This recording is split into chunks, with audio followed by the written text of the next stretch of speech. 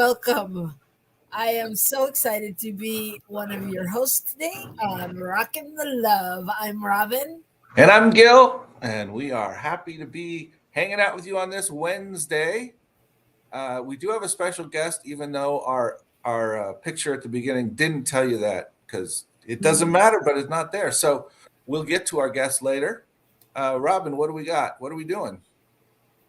We're checking in.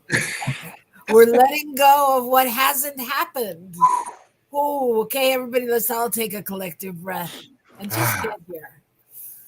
Just arriving and knowing that we're all here to be inspired and have something revealed that takes us into our next greatest yet to be. So we're just letting go of the minuscule stuff that nobody knows about except us, that keeps us down. All right, I'm ready. All right, so we're still working on our theme of the year, which is living out loud, right? Living out loud with Wayne from Calgary. Woohoo! All right, welcome. Yep, committed to living out loud. I think that topic has been quite fascinating so far. Just yes, absolutely. That's the thing. You declare something, and then the opportunities just keep arriving to remember what you declared. Yep. So, speaking of that, how was your week? My week was good. Had a good week. Yeah, a lot going on. I am kind of working with this whole thing, as you said, living out loud's having its way, and it's given me opportunities to step up and be more in control, more involved, more whatever with my own taking care of what I need to take care of and being present to it, and showing up. And knowing that all that I need is showing up no matter what. So it's not really about being in control. It's more about surrendering. Yeah. I mean, I think it's not surrendering in the sense of giving up, but it's shifting to a surrender that is embracing and allowing. Right. And that's the shift. Because the other one tends to move towards, forget it. Right. And that's a good distinction, because us metaphysicians, we say surrender and it's almost like, oh God, that's just the next step to getting to where I want to go. It's not like really giving up. It's more like it's become just a step in the process. Yeah. Realizing that there's nothing we can do anyway on some right. All right. Right. Or it's realizing what we can do, which is be present to what is. Right. Right. And thank you, Wayne. I think being present to the marshmallow fluff. I think that's a great metaphor for life. I'm thinking Calgary may have some snow, so maybe that's part of it. I don't know. All right. What about you? Right. What's new with you this week? My week has been good. There's been a lot of changes in our house, so we're learning a new way of living. As opposed to 5 people, we became 4, and now we're 3 because one child is off at away school, and so yeah, it's interesting. It's interesting. It's really interesting how relationships shift, and change, even though it's the same people you've been with for, ever. Whatever. Yeah. But my week was good. And I'm very excited about our guest today and our topic. So I want to get to that.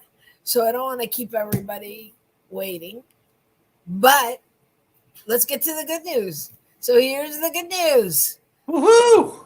And this is our segment about what's good in the world, because God knows we get to hear enough about what isn't. So we're just looking around and seeing what's out there and who's out there doing. Just reminding ourselves that the difference between good news and bad news is where we're looking. Ooh. Ah, deep. Yeah. I'm a minister. Gil is a minister. Preach, brother, preach. Yeah. No, but well, it's yes. That's a whole different conversation. But Yep, it is. I was actually having a revelation in the middle of my sentence, It, which is why I repeated my sentence three times, because I was thinking the good news that we talk about generally when we're talking about people and what they're doing in the world has a lot to do with leadership. yep, it does. So, anyway, we want to get to that and our guest. And so, what is your good news, Mr. Olmsted? Oh, I'm excited about this. I have two like environmental and social justice type and environmental justice type things. First of all, in the Netherlands, there's some people that have gotten together and they've created and implemented bubble barriers for the river. So for rivers, they put a pipe down with holes.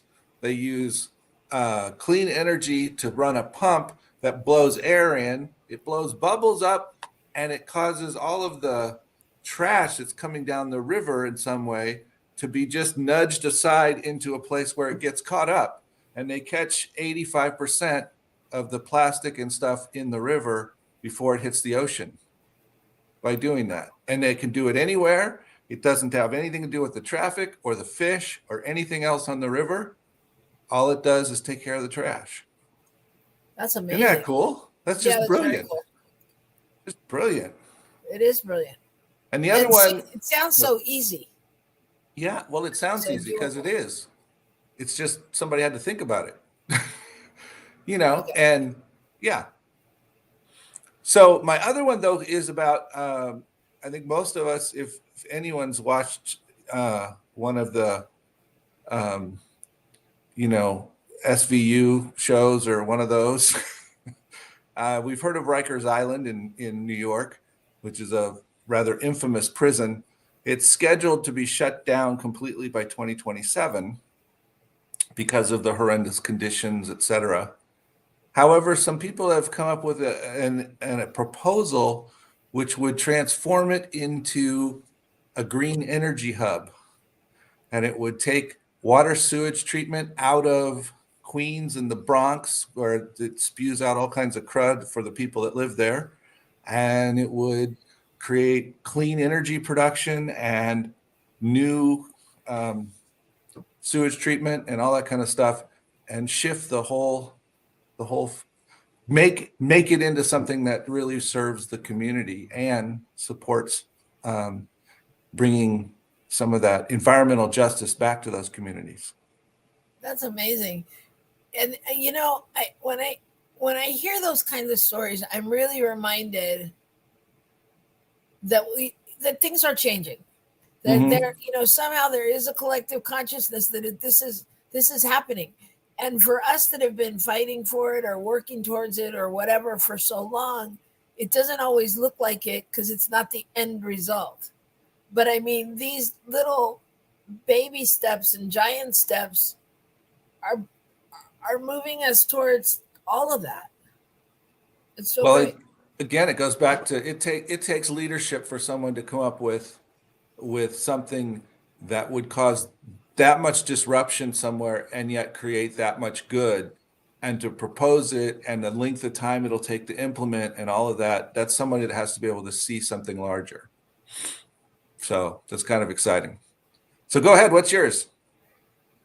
My good news is about a man named Hody Childress, and he was from Alabama, and um, for about a decade ago or so, he he went into a pharmacy and he learned when he was picking up his meds that there was about 900 people in his town that couldn't afford um, pharmacy Medicine? Yeah. meds, their prescriptions. And so when he heard this, he he went back to on the first of the month. He went back to the owner of the drugstore, and he gave her $100 bill, and he said, "Here, this is for anyone that can't afford their prescription." And he said, "But don't tell a soul that the money came from me. Tell them it's a blessing from God." And the next month he went back and he gave her $100 bill. And every day on the month of the year, on the day of the month, he would go in and give them $100 and say, don't tell him. And this went on for a little over 10 years. And then he passed away it stopped in late 2022 when he couldn't do it anymore, and he couldn't move and was at home and kind of bed rest kind of stuff, and that's when it stopped. And but because of what he did, their TV station there is keeping up the tradition and is going to keep it going. So I think that's so cool. I mean, the word got out that they had an angel in their midst, and the TV reports and the townspeople all agreed to carry on his legacy and to keep it going. So, and they said it paid for at least 2 people to have their prescriptions filled per month. So,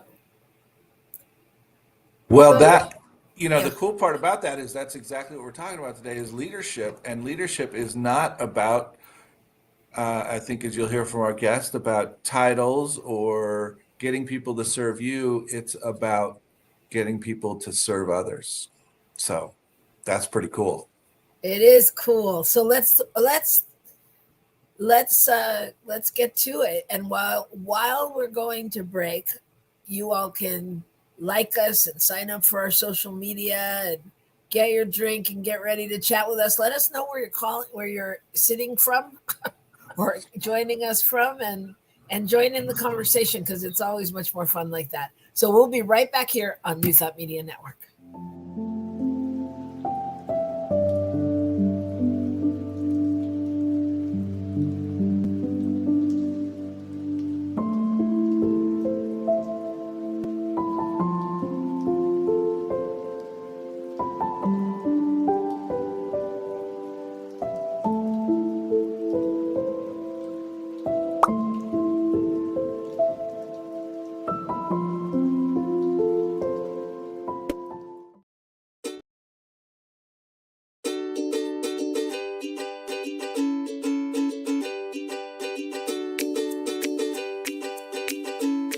Thank you, Center for Spiritual Living Denver, for your continued support. Thank you, Center for Spiritual Living Midtown Atlanta, for your monthly contribution. Thank you, Center for Spiritual Living North Jersey, for your monthly contribution. And please help us welcome Om Center for Spiritual Living in La Mesa, California. Thank you for your monthly donation. Thank you, Center for Spiritual Living Seattle, for your most generous donation. And a special thanks to Hefferlin Foundation for your generous technology grant.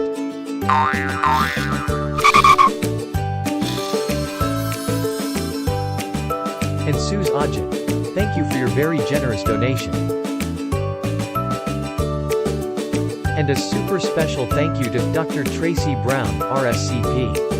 Thanks for being a super donor. And a big shout out to all our committed donors.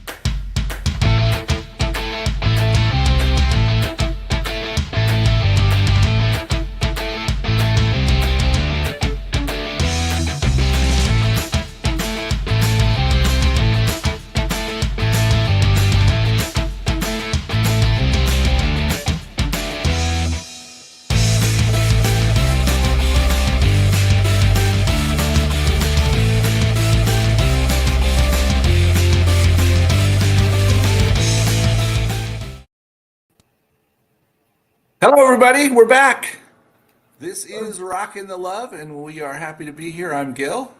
And I'm Robyn, and I'm in Oakland, And California. I am in New Mexico. Woo-hoo! And we are really happy to have you. I'm happy to see that Reverend Sherry Lynn has joined us from the Reverend East Bay. Sharon. Yeah. We love her.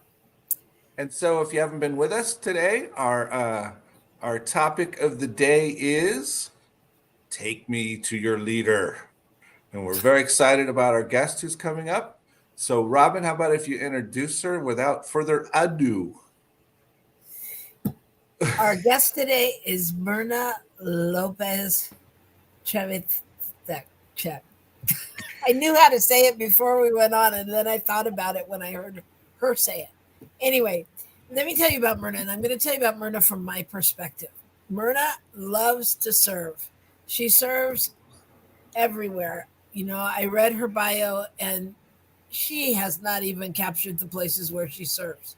She is amazing, and she is actually a practitioner at the spiritual center in Merida, and she is originally from Mexico.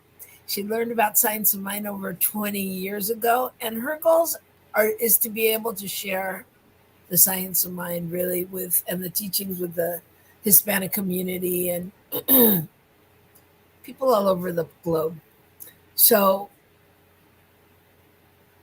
that's all I'll tell you for now. I was going to say. I had a lot of other things. I have a lot to say about Myrna. Okay, I was going to tell you one thing. So Myrna and I met on the phone. And it's a pattern in my life.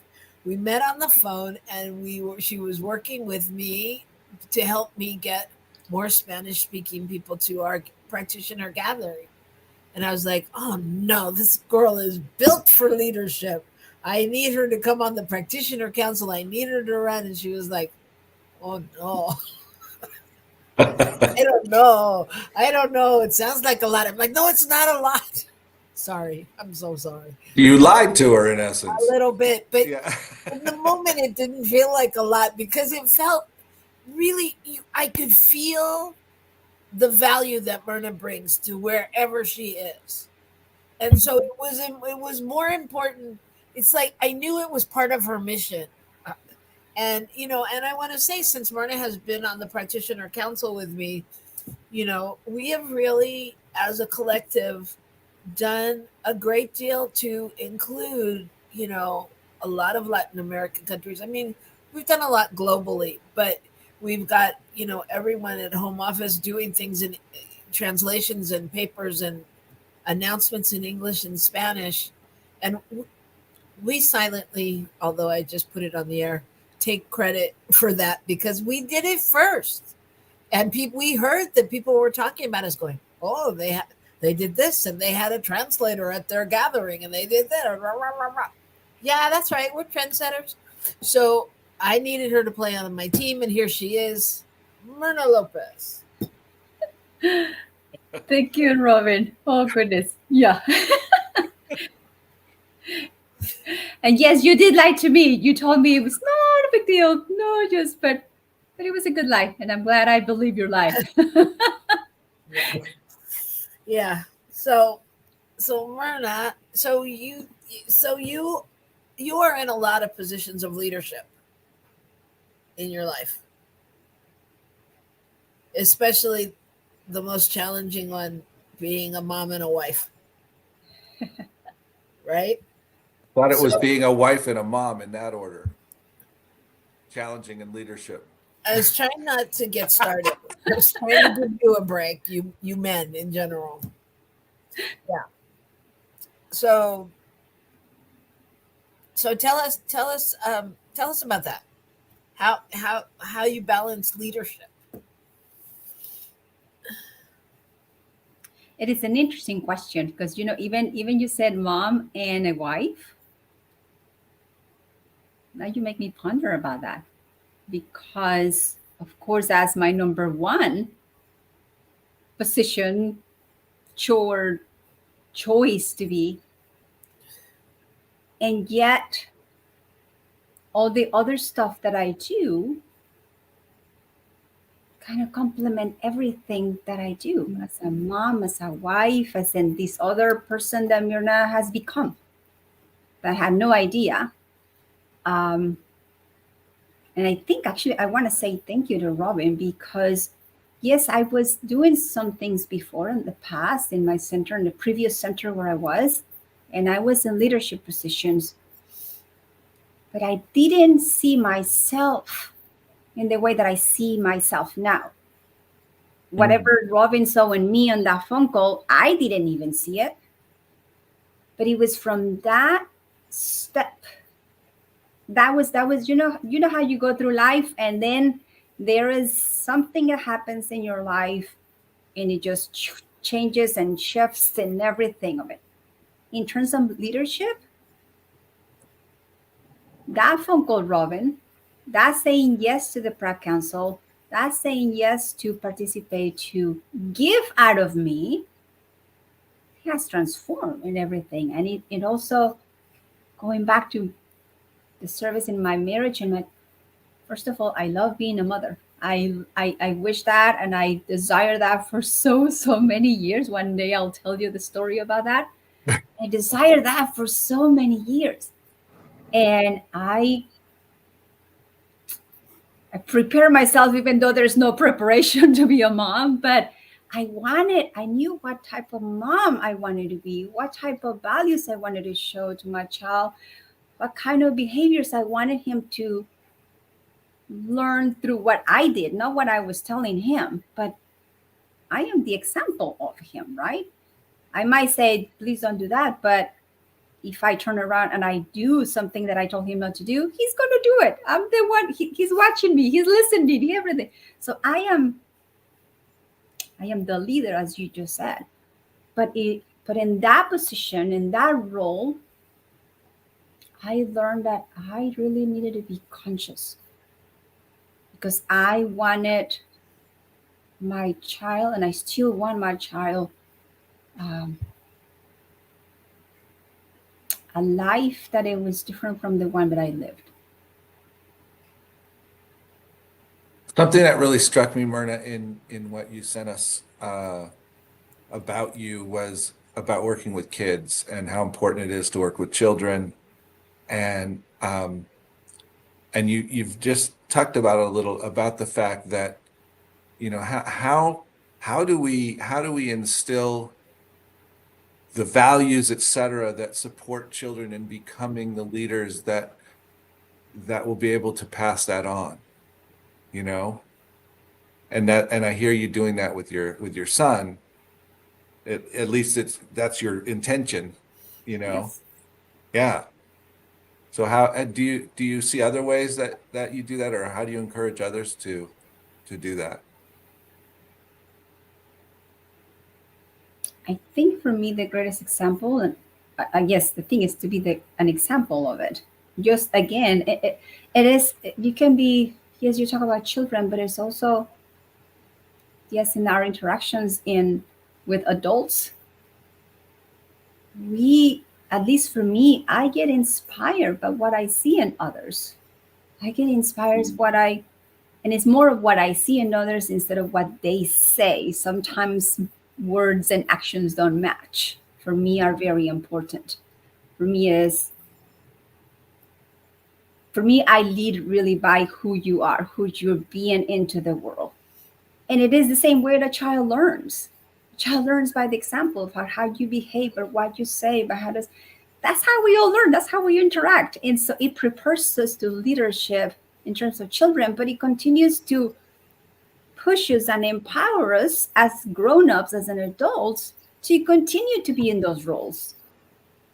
You know, we hear, all of us are from New Thought philosophy, and there's all kinds of roles, there's all kinds of leadership levels, there's all kinds of things, and there is a unspoken line or unspoken words that how we impact others.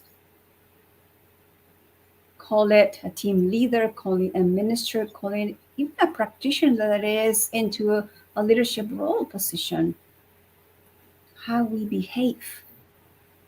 Our Yeah. actions match our words. I think that's so important, because when I was doing a little research, I always like Google whatever our topic is just to see what it says out there. And a lot of things said, that leadership is a skill, and that it can be learned and, practiced and mastered by anyone willing to put in the effort, kind of thing. And then in talking about leadership, like somewhere I saw that the four characteristics of a great leader are honest, competent, inspiring, and forward thinking. And I thought, wow, can all of that really be learned? Yeah. Yeah, that's a good question. I mean, can it really be learned? And I think we've had, we in my experience, a lot of the great leaders didn't plan to be leaders. They were just doing what they do. And so I'm wondering, I'm wondering if you really can. I think, I don't know, what do you guys think? Can you learn to be a leader? Is it a both and? I want to share something, a quote that it goes aligned with what you just said. And I did have a little quotes that I like, because I've been reading about that to keep me in that line of leadership. Great leaders don't set out to be a leader. They set out to make a difference. It's never about the role. It's always about the goal. And I think it goes along with what you just said. And I'm going back to your invitation. I didn't know what I was going into. You just saw me doing something. You just saw me do what I was doing. That's what Myrna does. Myrna loves to be a service. Myrna loves to share the principles of Science of Mind, because they have impacted my life. And I want to share that with the world, with the Hispanic community, with English community, whatever it is, with the children especially too, because if we can start from the younger years, oh my goodness, what the world could be. But I think it's more about, as you said, it can be learned, but it's also, if you look within to do your part in the world, I think we all are leaders. We all come here to serve in one way or another. Yeah, I agree with you. And we have Sherry's comment that, yes, children do what you do, not what you tell them to do. And the reality is that I believe that is very true of children, and it's very true of just about anybody. Right? Just about anybody. I think the thing that where confusion happens is that you can teach management, but I'm not sure that you can teach someone to become a leader. You can help them become a better leader. You can offer them insights, but there's a level at which it's where they have to be coming from. You can't force somebody to come from that space. Right. And so that's why you have some leaders who miss it a little bit, miss the mark here and there, because they're focused in a different way. But if the leaders who have really shown up and led, they're coming from a place of what they see, what the vision is, their goal of holding everyone, of supporting everyone to become something. And that's different than, how can we make this work? You guys need to do this way for me. Right. Well, and I think, in listening, I was thinking, when Myrna said she didn't know really what, she was getting into, kind of thing. There's a level at which I didn't really know what I was getting into either when I said a level. Well, I'm not talking about our marriage. I'm talking about the practitioner council. Oh yeah, well, When okay, I that was said maybe yes to a getting little into less not that, knowing there. when I said yes to getting into it, but I was thinking, because I was listening to all of us talk, and all of us are kind of we're coming from that empathic side. So it's like I didn't need to hear the details as much as I felt the vibration and knew that there was something that was right. Knew that there was a reason I needed to be connected. So with Myrna, you know, I didn't really know her. All I knew was that, she sent 10 people to the gathering and volunteered to do some translation. You know, I didn't really know like what else she could do, but because I come from that feeling place, it was like feeling into it. And I think, I mean, in leadership, relationships are what matter the most, you know? Yeah. And we created a relationship, whatever it was, and it felt good. So we were willing, you know what I mean? I don't know. I don't know. I'm just Thank you. thinking, I don't know. Yeah. Well, I think Myrna's been describing leadership in terms of relationship a lot. Well, that's all about. Well, we're in this world. There's no way we can avoid relationships. Whatever you do, there is people around you, family, wives, husbands, acquaintances, exes, all the stuff. It's that's the world we are. We're how to we're that's our human nature to relate to other people. And so when we are into this role of it, how do we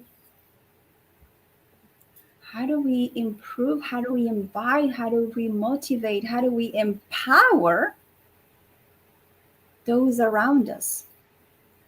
But also I think is how do we empower ourselves too? I love the title, Take Me to Your Leader. And I shared a little bit earlier behind the cameras, behind the scenes, but I love these shows because for me it makes me really think, what is it that I am doing? Why am I doing this? I'm not appearing here just so people can see me and all this stuff. I want to create an impact of it. I want to share with others. I want to also learn from others. I love to learn from others. I don't have the answers. I am a brand new practitioner. Well, kind of compared to the Minister Gil right here, but and Robyn too, which is an emeritus practitioner. But I love to learn from that, and it is. I'm going back again to children, and I learn by watching others. And when something that somebody's doing, I take it with me. And I think leadership is all about that. It's empowering others. It is lifting them. It is saying, yes, you can do it. And how can we work together? And how do we can create a beloved community?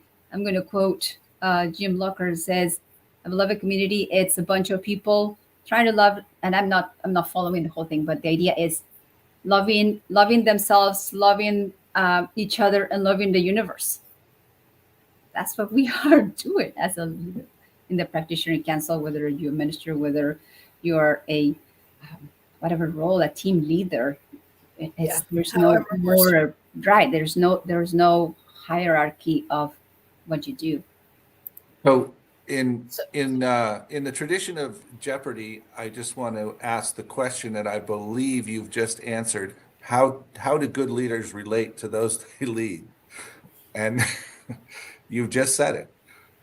Well, you have and to. Sherry actually said it as well. She said, yes, Rev Gil must come from that space. Leaders must realize that they serve as they lead.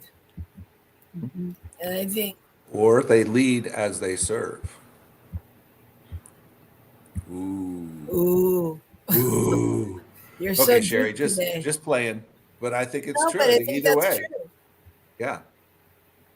I think that's true. And I mean, it actually reminds me of when I was becoming a practitioner, and I remember my classmates and I used to like talk about people who were practitioners and go, I mean, not badly, but it was like, they're a practitioner, because there were so many nuances and differences between how people serve and how people lead.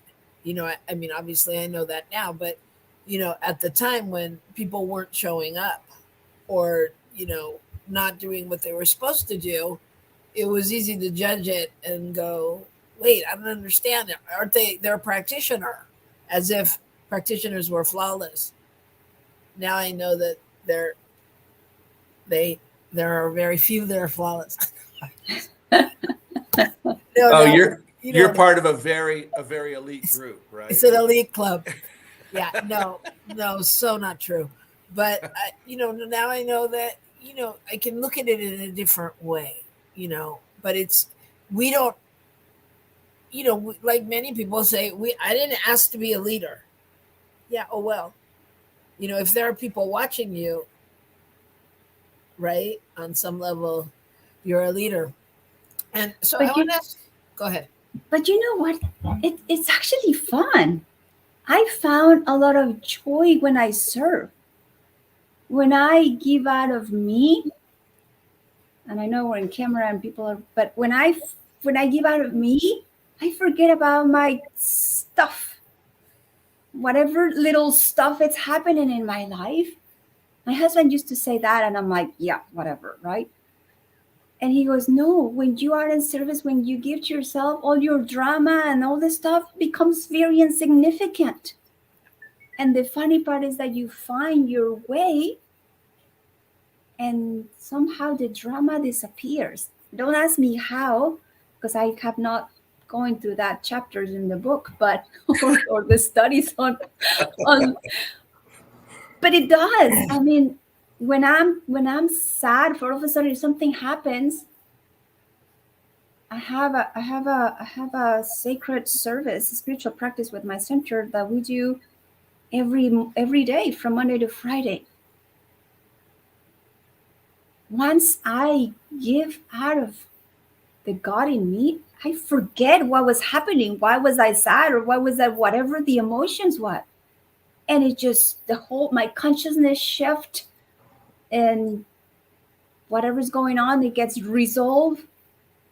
And that's what happens when we serve. And Robyn, you were talking about the judgment of those that do and those that don't.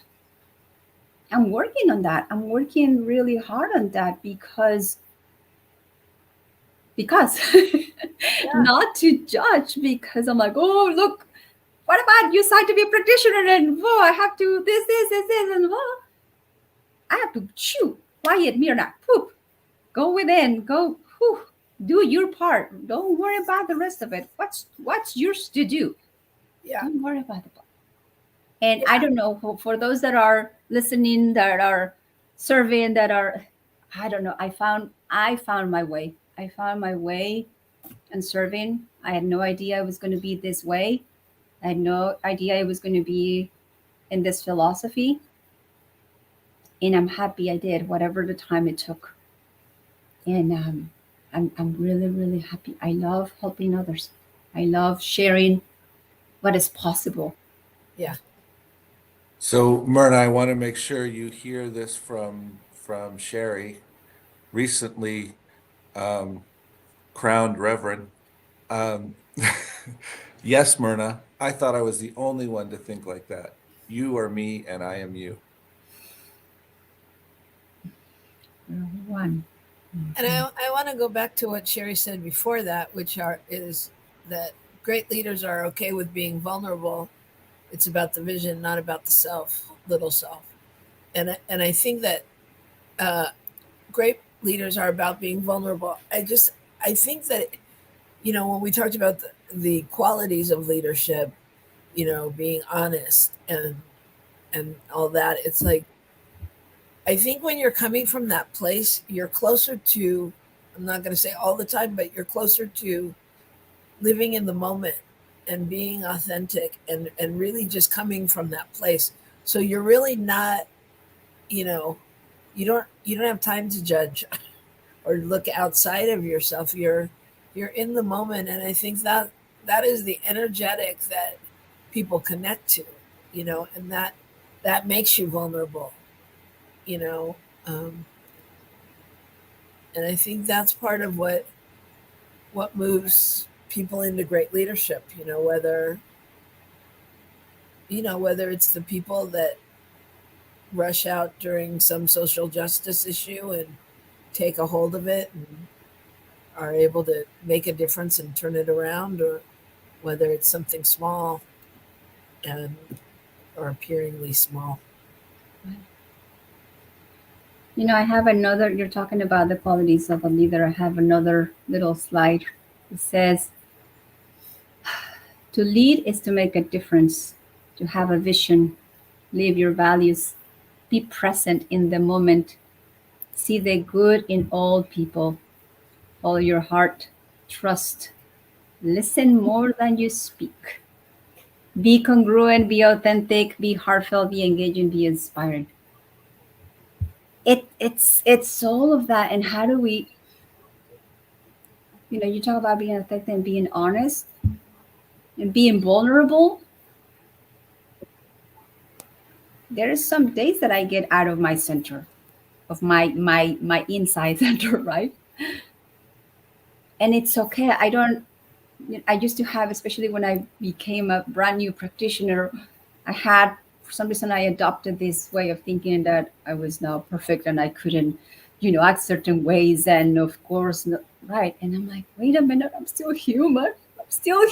And stuff is going to happen and feelings are going to arise and all these comments are going to. But the cool thing about this is I can look at what's happening and then go back, go within, and use all my tools that I know. Sometimes it's to call a person and, maybe just whatever I need to share, and ask either for prayer, for coaching, for just holding the vision, to hold that truth. And it is okay too, because I think sometimes the title of a leader, whatever role you are, can be a little heavy. And we put ourselves sometimes like up here, and I'm speaking for myself. No, I'm still human. I still have emotions, and I'm gonna mess up, and I might say something that I really didn't mean it, and I can go and apologize or something. That's, for me, that's inspiring. For me, that is, I want to follow that person. I don't know. Yeah, and do leaders not mess up? I mean, I think that's how some people, not everybody, but great leaders, I think they tried over and over and over different things until they got to the right one, right? Which might be construed as mess up. So I wanted to ask you guys before we. Wait, can I say something before you ask? Yes. Okay, I've been waiting patiently. Um, I just wanted to say, Myrna, that Sherry's comment that great leaders are okay with being vulnerable is exactly what you just demonstrated. That's being vulnerable to speak your truth about what's going on with you and how your process is and what you need to do to be present and do the things you want to do. I mean, you feel called to do. Right. That's the vulnerability, I believe, that changes it right there.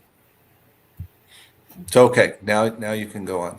I just want to ask you, because I read this quote by John Maxwell that said, leadership is influence, nothing more, nothing less. What do you think about that quote? Or what do you think influence means? I'm going to say, depending on how you define it, but I'll let Myrna go. Nothing less is influence. I believe so. I think it is, because at least for me, the way I see other people, whatever they're doing, like I said, again, I go more into the actions than to the words. Whatever they're doing, that influences me or how I might want to behave or something like that. Not that I will be that person or that leader, because everybody has their own way, but it does have a bit an influence, an impact on that. That's what I can say. I was going to say, I think influence is based on how we are perceived as a leader, and how we're perceived as a leader is impacted by how we show up. And if we show up in integrity and honesty and vulnerability, then when we get to a place where we say, you know what, I really think this is what's going to be best in this situation, well, that will have an influence on people. If that isn't how we've been showing up, we'll be ignored and we won't be able to lead. We won't be able to inspire people to take that next, kind of scary step, perhaps, or risky step, or the step that hasn't been done yet, that kind of thing. Right. Well, I'm going to share with you a quote. The greatest leader is not necessarily the one who does the greatest things. He is the one that gets the people to do the greatest things. Ronald Reagan. Mm-hmm. And I would say, after that conversation, I would say he's the one that influences the people to do the greatest things.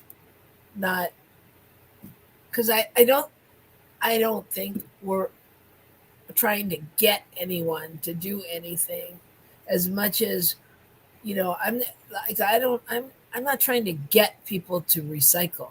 I'm trying to let people understand why it might be a good thing for their life, their planet, and their future generations. I'm trying to share the information so that people can make their own conclusions. I mean, yeah, maybe I'm trying to get them to do it, but you know what I mean. Not via get the hardcore get. Yeah. But I think it's in there, that's where you're leading by example, you're leading by making a difference of it. So again, it's with actions that we can influence people. Yes, perhaps there is a little agenda behind the scenes, right? But it's the way to impact or influence is by example. Right. I'm going back again to children. That's the way my child learns. He really, sometimes he kind of, his body language is kind of the same as mine. And I'm like, oh, wait a minute. he sees what I do. Yeah. Yep. We experience that as godparents and observing that in each other, and oh, well, maybe that's a place where I'm not as consistent as I thought. What I think I'm teaching them is what I'm saying, but I'm not really I'm not showing them what that means, or I'm perhaps showing them even the opposite of it, depending, Right. So Me, go ahead. I was reading what Reverend Sherry said, a leader inspires. I totally agree with her. And for me, also a leader empowers.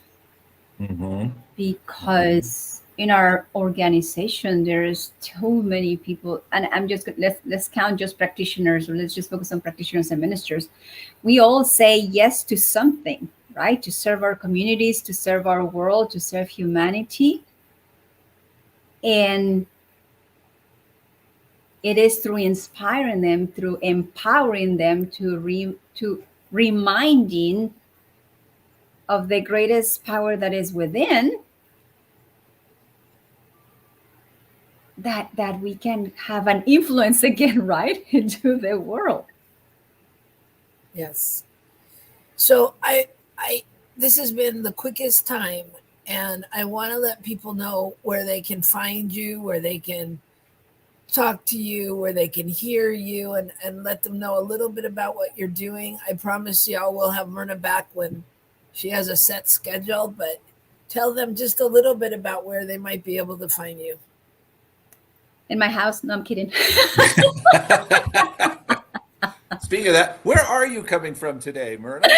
I am in Dallas, Texas. Dallas, Texas. Okay, cool. Because we only put up New Mexico and Oakland. I wasn't sure. I was like, well, she's somewhere else. Come on.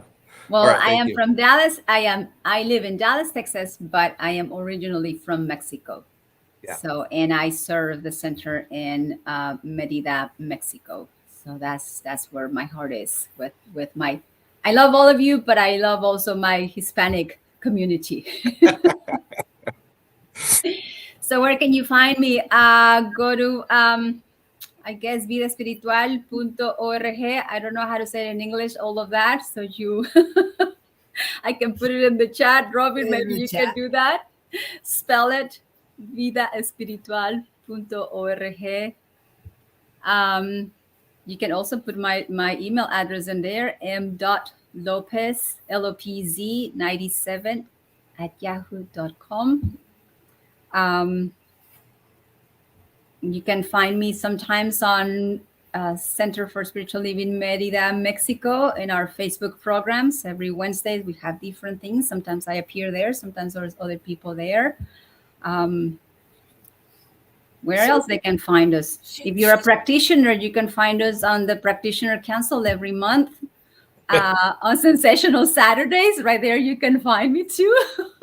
Yes. Which, by the way, you've been a huge part of making that a success. It was another invitation from Robyn, and I really love partnering with your wife. It's a fun trip. We are the comadres, and we have fun doing this kind of stuff. We do. So anyway, there's plenty of places. If you didn't catch them or whatever, we will email us and we'll get her information to you. We'll have her back when she's starting up a prayer piece on New Thought Media Network. And we're just so grateful. We're so grateful you were here. And it's just a good reminder for us, really, all of us, that we're all leaders and that there is no separation really from that. And I'm going to leave you with a quote that was put up a minute ago. But if your actions create a legacy that inspires others to dream more, learn more, do more, and become more, then you are an excellent leader. That's from Dolly Parton. And I think we got a group and a network and an audience full of wonderful leaders. Yeah, I wanted to just say there's a ton of stuff out there on leadership if you're just wanting to research it and do more. And while I'm saying that, Sherry's asking you if you're available on social media. I am just putting, am I able to put a comment? I just put Myrna Lopez on Facebook. Oh, there it is. There it is. There you go. Mm-hmm. But I was just going to say, we mentioned a quote from John Maxwell.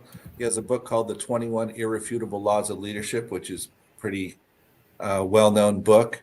Brene Brown has written Dare to Lead, and she comes from a big point of vulnerability.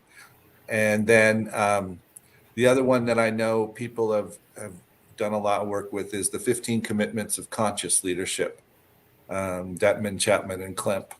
So just, and that's just a, drop in the bucket of what's available out there. But there's a lot of stuff that can encourage us on how to step into leadership. Yes, I for me, I'm reading the Creating the Beloved Community from Jim Lockhart. That creates, within our movement, that creates another, it's another way of understanding leadership, and whether you're a spiritual leader or whether you're a practitioner or whatever it is. So, yep. Thank you. So we just invite you to next week. Oh, next week's going to be February. Yep, February. It's a month of love.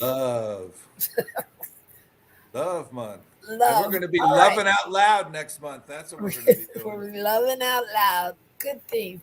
So join us and just know that wherever you are a leader. You are leading the way. You are lighting the world. And just by being who you are, there is someone watching and someone learning and someone you don't even know that's just picking up your energy and your vibe. And It's giving them, we don't know, strength, hope, possibility. So step into it, be it, shine, and Yes. rock the love. Rock the love. Thank you so much for being with us, Myrna. Thank you. And Thank you. Gracias. Robyn, thank you for being with us today. Thank you. Thank you. Gracias. That's it for us today. Okay. Rock the love, everybody. Rockin the love. Bye. Bye.